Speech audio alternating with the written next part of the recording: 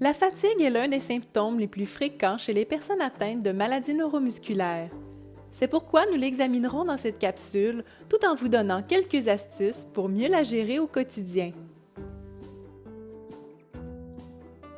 Tout d'abord, il peut être difficile de distinguer l'apathie, la somnolence diurne excessive et la fatigue, et ce, même pour les scientifiques. En effet, ces trois concepts présentent des signes et symptômes qui se chevauchent, et les scientifiques travaillent activement à mieux les définir. Toutefois, il est essentiel de différencier ces conditions et de bien les comprendre car leur traitement varie. L'apathie se manifeste par un manque d'émotion, d'intérêt ou de motivation face à des situations qui, normalement, susciteraient une réaction. Les personnes concernées ressentent souvent de la lassitude, une absence de sensation et de désir, ainsi qu'un manque d'énergie. Cela peut entraver les activités professionnelles et personnelles. Certaines maladies neuromusculaires, comme la dystrophie myotonique de type 1, prédisposent à l'apathie. Dans le contexte où elle peut mimer les symptômes de la dépression et de la fatigue, il est crucial, en cas de doute, de consulter un professionnel de la santé pour obtenir un traitement adapté. La somnolence diurne excessive est quant à elle associée au fait de s'endormir pendant la journée dans une situation inappropriée, sans que cela soit lié à un manque de sommeil ou à un trouble du sommeil comme l'apnée. Une personne souffrant de fatigue ressentira quant à elle une diminution de son énergie globale, de sa motivation, de son enthousiasme et de sa capacité et de son endurance physique et mentale. Des changements dans l'humeur sont également fréquents, comme une augmentation de la frustration, de l'irritabilité et des sauts d'humeur. La fatigue peut parfois amener à éviter certaines tâches et la personne peut ressentir la nécessité de prendre des pauses plus souvent ou de récupérer plus longtemps après un effort. L'accumulation de fatigue sur une grande période peut avoir un impact à long terme sur la vie quotidienne, comme un désintérêt envers les activités, même celles qui sont significatives.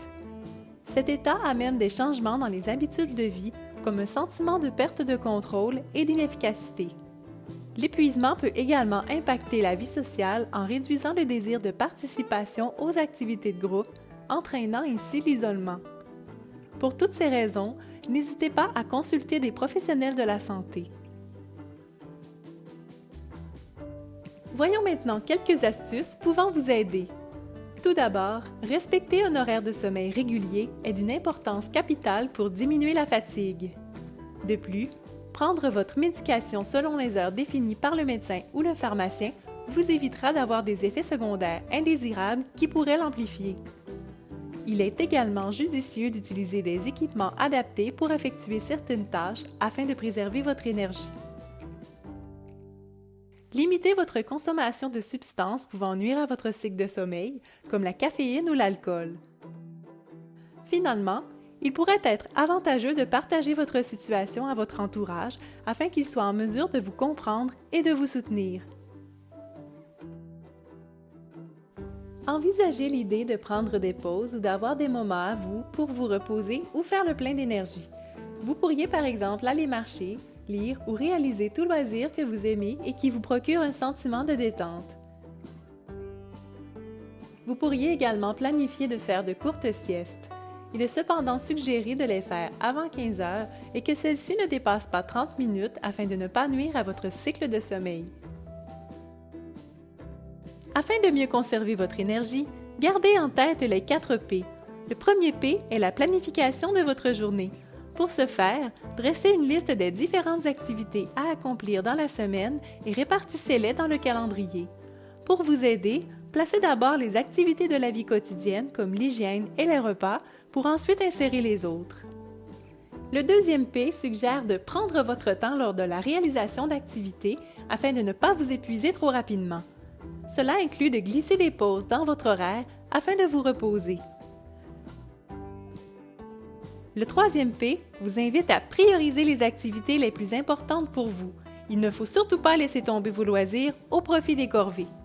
Le dernier P vous rappelle de penser à votre posture pendant vos activités. Ce geste simple pourrait grandement vous aider à conserver votre énergie. Vous pouvez d'ailleurs vous adresser à votre ergothérapeute pour en savoir davantage sur les principes de conservation d'énergie. Notre équipe de recherche a aussi démontré que l'activité physique peut induire un effet positif sur le niveau de fatigue, mais aussi sur celui de l'apathie et de la somnolence diurne excessive. Il est donc recommandé de faire du sport tout en respectant vos limites. Avant de commencer un programme d'exercice, il est toutefois important de consulter un professionnel de la santé afin de vous assurer de l'exécuter en toute sécurité. Si vous avez des questions, adressez-vous à votre physiothérapeute. Ensemble, vous pourrez trouver des solutions qui vous ressemblent. En terminant, n'oubliez pas que toute l'équipe interdisciplinaire de la Clinique des maladies neuromusculaires est à l'écoute et disponible afin de répondre à vos questionnements.